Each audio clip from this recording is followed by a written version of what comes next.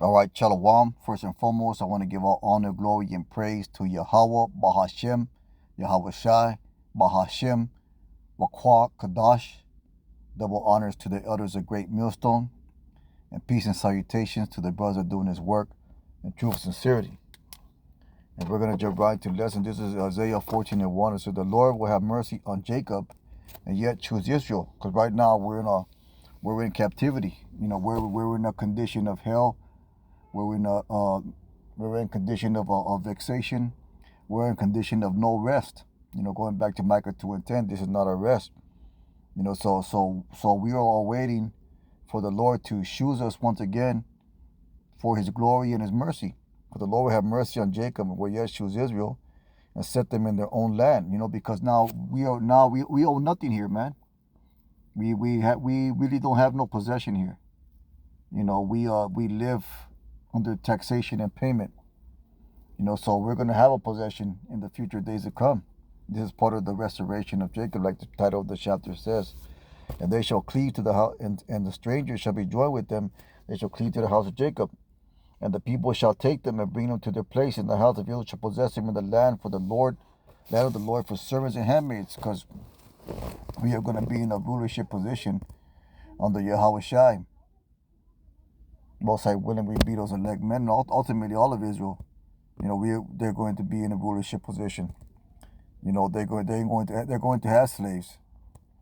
It says, the Lord and the house of Israel shall possess them in the land of the Lord for servants and handmaids. They shall take them captives, whose captives they were.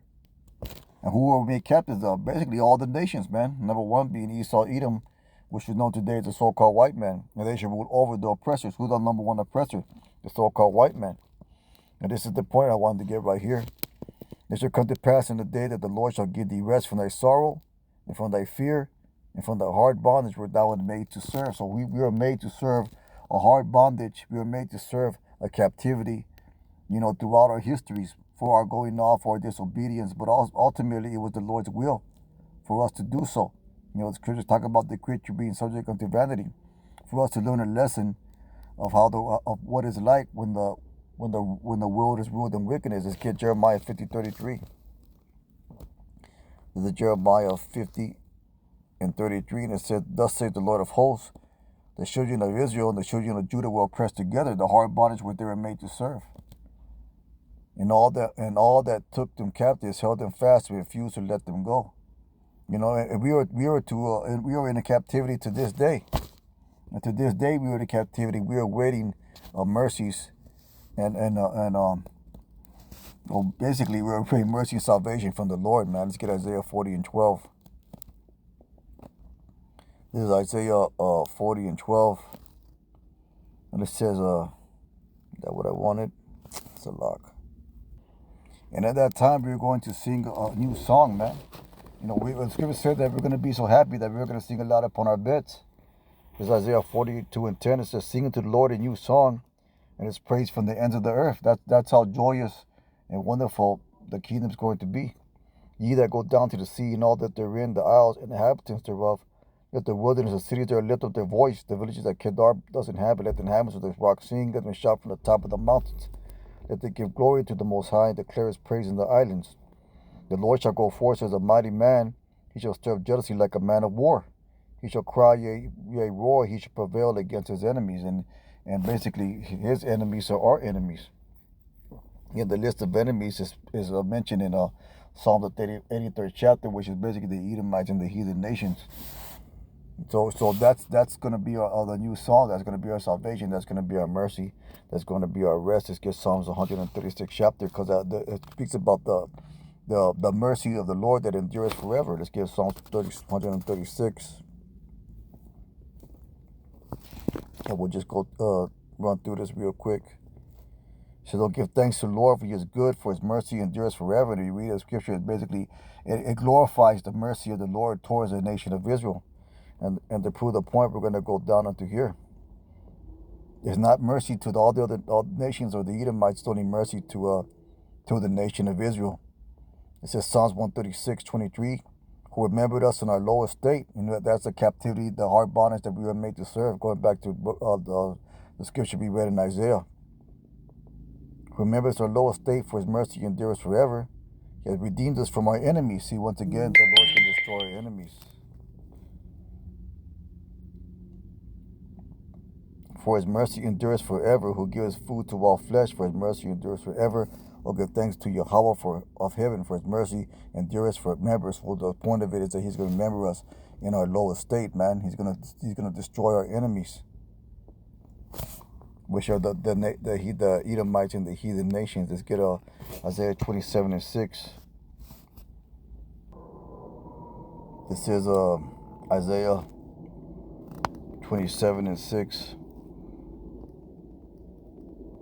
It says, and he shall cause them that come to Jacob to take root.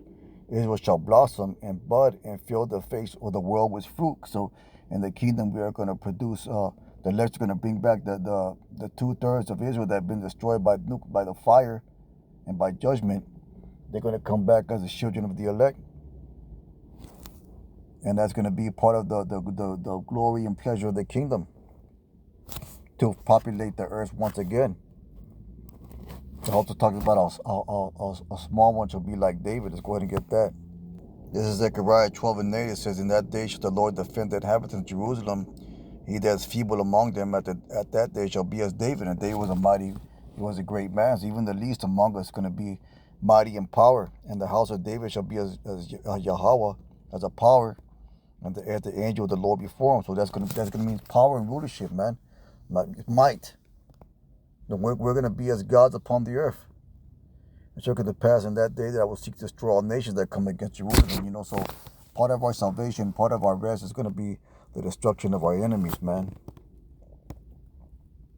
Let's get Zechariah 1:17. Salak.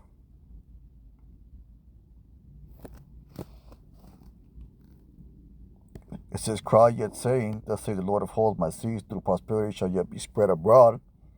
The Lord shall yet comfort Zion, yet choose Jerusalem. So there is a comfort, there is a rest coming. Let's get Zechariah 2:12.